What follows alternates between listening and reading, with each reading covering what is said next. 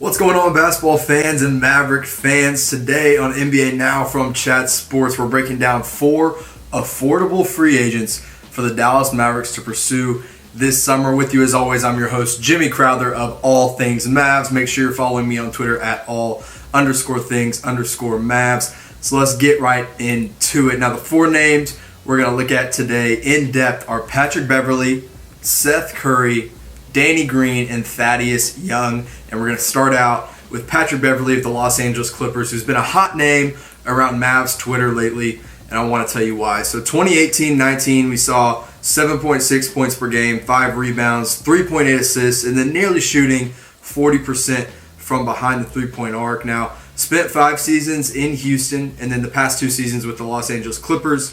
And it's not really what Beverley does on the stat sheet or the numbers he puts up, the rebounds he pulls down, the points he scores. It's about the defensive ability that Patrick Beverley brings and the ability he has to get under guys' skin, like we saw with Kevin Durant. Now, Durant's a 7-foot, scorer. Patrick Beverley's a 6'1" point guard, and he defended him in that playoff series. Obviously, the Warriors got the better of him, but still, we saw what he could do on the defensive end. Now, clearly, there's some kind of mutual interest between Dallas and Beverley. Mark Stein reported that there has been some, quote, internal discussions about Patrick Beverley among the Dallas Maverick front office.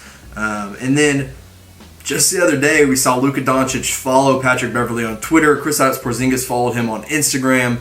And then we saw the classic eye emoji that Patrick Beverley tweeted at Luka Doncic. Luka Doncic liked that tweet in return. And we can speculate about what that means all day long.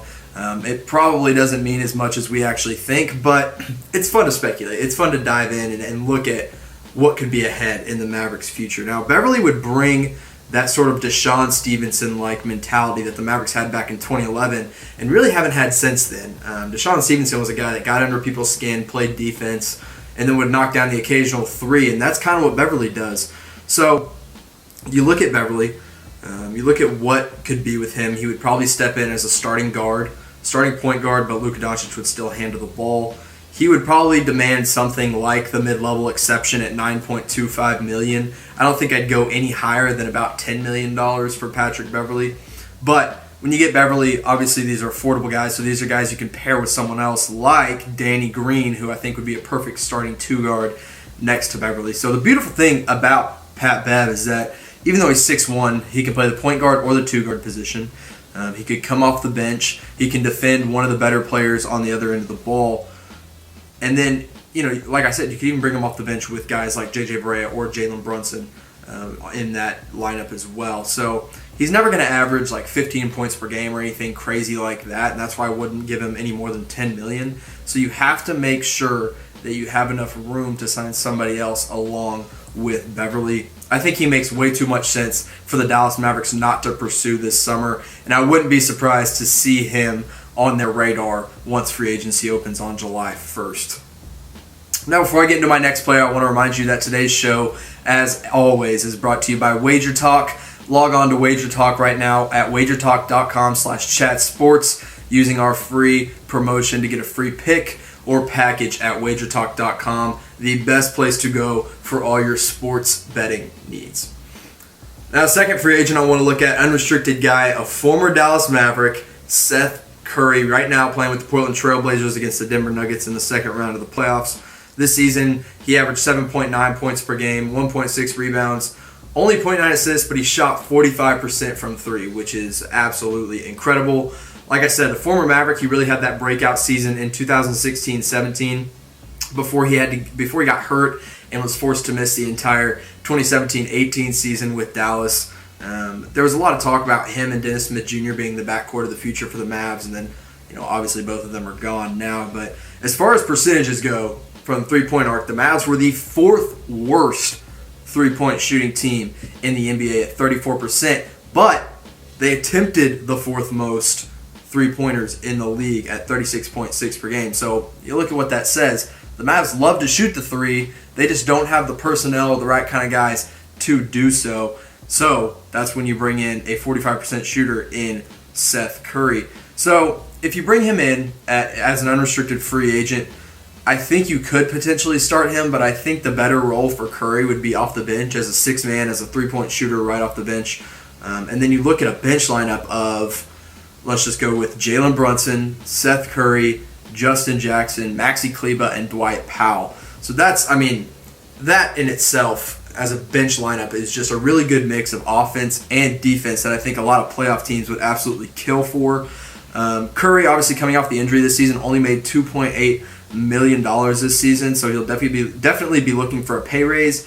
I don't think he'll get anything more than from the 5 to maybe 9.25 mid-level exception $1 million this summer. But I would love to see him back. I think he'd be a perfect fit for this team. The Mavs, like I said, need three-point shooting. You need to put shooters around Doncic, and that's exactly what Seth Curry brings you. So we've seen Dallas bring guys back that have left for a little bit. Tyson Chandler left twice, and they brought him back twice. J.J. Barea went to the Timberwolves. He came back. Devin Harris was traded away and signed elsewhere a couple times and came back. So I would love to see Seth Curry on that same track and come back to Dallas this summer. So before we get into the rest of our top 4 affordable free agents for the Dallas Mavericks, I want to remind you to subscribe to Chat Sports on YouTube. Let's get Chat Sports to 100,000 subscribers. I'll be in Dallas all summer long, bringing you all the latest and greatest news on the Mavs draft and Mavs free agency. So make sure you click subscribe after this video, and I'll keep you updated. Because remember, guys, the NBA draft lottery, in which the Mavs have a 6% chance to land the number 1 pick, is next Tuesday. It's less than a week away. I've got my lucky lottery stash going. We're in full swing, hoping for that number 1 pick. So let's get into our next free agent, Danny Green, another three-point shooter that I think every Mavs fan would love to see on this team. He averaged 10.3 points per game, 4 rebounds, nearly 2 assists, and then 45.5% from the three-point arc. He was obviously one of the pieces that was sent to Toronto in that Kawhi Leonard trade, kind of as an expiring contract, but obviously showed that he's more than an expiring contract. He was a great player for Toronto this season and still in this playoffs. And Dallas targeted Danny Green back in 2015 after Monte Ellis was leaving. So I wouldn't be surprised to see him come back, see the Mavs circle back around and target him once again this summer. He's the prototypical 3-and-D player for the NBA today, and that the Mavs would love to add to their team. They need it. But most importantly, obviously his three-point shooting is great. His defense is great. I think his three-point shooting is his number 1 thing. But another huge part of Danny Green's game that he would bring to the Mavs is his playoff experience. He's a playoff veteran. You see he's played 110 games so far. He's still got more to play in Toronto, if nothing else. And he's made the playoffs every single season since the 2011 season when he was with the Spurs. And, he didn't really play meaningful minutes then, but starting in 2012 and forward, he's played meaningful minutes in every playoff series he's ever been in. Now, that's something Dallas is lacking. They're still a young team. They're still an unexperienced team outside of Barea, who's probably going to be coming back. You got to have that playoff experience, and that's what Danny Green brings you. So I think there's so many scenarios. Danny Green's one of these guys that I just call, a plug and play. You plug him in and play him wherever. And you could put him in the starting 5. You can even bring him off the bench. But I think you have to start him at the 2 guard next to Brunson or whoever they may sign in free agency as a point guard. You can even just let Luka run the point for all that matters.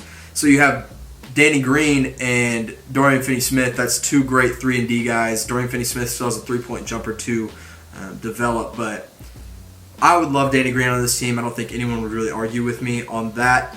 He's just an effortless fit. I know he's 31 years old, but you got to have the veterans on this. Now, he's making $10 million on the dot this season, and at 31 years old, I think he'll demand almost that exact same contract in the double-digit range.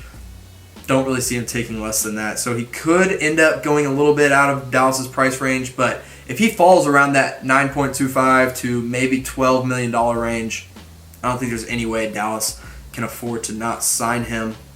So we just talked about 3 great three-point shooters, 2 45% plus three-point shooters. But which one would you rather have? Would you rather have the younger, not as great defensive shooter in Seth Curry, or would you rather have the seasoned veteran 3-and-D type guy in Danny Green, who obviously might cost a little bit more? Now, if you think you'd rather have Seth Curry for this Dallas Maverick team, type S in the comment section below. And if you'd rather have Danny Green, type D in the comment section below. And if you haven't done so already, make sure you're following me on Twitter at all_things @Mavs. I love to interact with you guys on Twitter, so tweet at me with all your questions. You can even DM me. My DMs are open to ask me any kind of questions about the Mavs, about the NBA in general. I'm happy to answer whatever you guys might have for me. It's going to be a crazy offseason, so if you want to stay connected, make sure you're following me at all_things_Mavs on Twitter.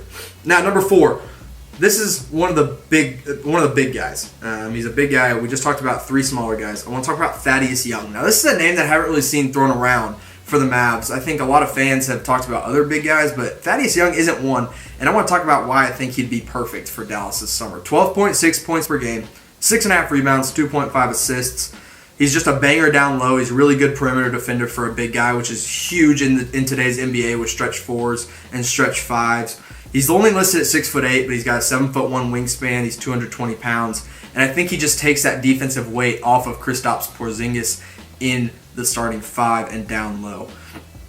Now, another reason I'd love to sign a power forward or a center in general is because it lets Dwight Powell and Maxi Kleber play off the bench together once again. And I think we saw that turn out really successful in the early parts of the Mavericks season last year. So bring in Young. He was a glue guy for the Indiana Pacers defense, which is really what kept them afloat after Victor Oladipo went down. And there's really some stats to back it up. There's usually not a lot of defensive stats, but we look at the hustle stats for Thaddeus Young. 4th in the NBA in deflections this year at 3.3 per game. That means he was just playing the passing lanes. He was 5th in the league in three-pointers contested at 4.4 per game. And then he was 8th in the league among players who played 50 or more games at drawn charges at 0.28 per game. So, like Beverley, Thaddeus Young isn't a guy who's going to always pop up in the box score, but he's going to be doing a lot of things outside of the box score that aren't going to show up that just change the game and that win you basketball games. That's why I really like Thaddeus Young. He's also a rebounder. He can score. 12.6 points per game. That's still pretty good scoring averages for a guy who's not going to be a 3rd or 4th option even for a Dallas Maverick team. So 30 years old, I think he's making about $13 million this season. I think he'll look to get again another $10 million plus pay raise or payday. And even the mid-level exception, I think, would make sense for Thaddeus Young. I'd love to see him in Dallas. I think he'd be a great big man addition to this Dallas Maverick team. So we broke down 4 guys that I think the Mavericks really could or should target. And there's a ton of other bargain level players out there that I don't want to get too far into, but I think would make sense for Dallas. You look at Al-Farouq Aminu, another former Maverick that does the intangibles. Terrence Ross is a 15-point per game scorer that could be big for Dallas. Might cost a little more. Rodney Hood is having a little bit of a resurgence here for the Portland Trail Blazers that could make sense for the Mavs. Dwayne Dedmon, I've talked about him before, a stretch 5 that can protect the rim.